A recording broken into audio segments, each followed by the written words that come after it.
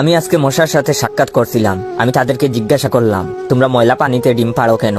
মশা বলল, কারণ ভালো পানিতে ডিম পারলে মানুষ সিদ্ধ করে খেয়ে নিতে পারে।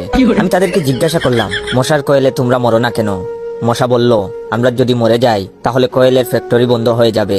আমি আবারও তাদেরকে প্রশ্ন করলাম, তোমরা মানুষের কানের কাছে এসে জ্ঞান জ্ঞান করো কেন? মশা বলল, কারণ মানুষের পায়ের কাছে কিংবা অন্য কোথায় জ্ঞান জ্ঞান করলে মানুষ শুনতে পায় না, তাই।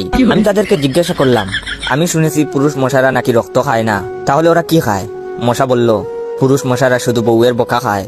আমি বললাম, মশারা কামড়ালে মানুষের ডেঙ্গু হয় কেন? মশা বলল, মশারা কি শুধু মানুষের রক্ত নিয়েই যাবে, ওদের কিছু দিবে না। মশারা এত স্বার্থপর নয়, তাই মানুষকে ডেঙ্গু উপহার দিয়ে যায়। মশার সাথে সাক্ষাৎ করার পর আমি মশার উপর রিসার্চ করলাম।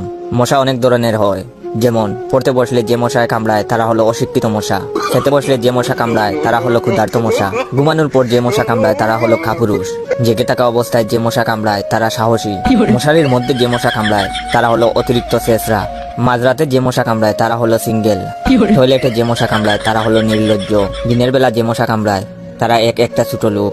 আমার এই ভিডিওটা দেখার সময় আপনাদের যেই মশাগুলো কামড়ায়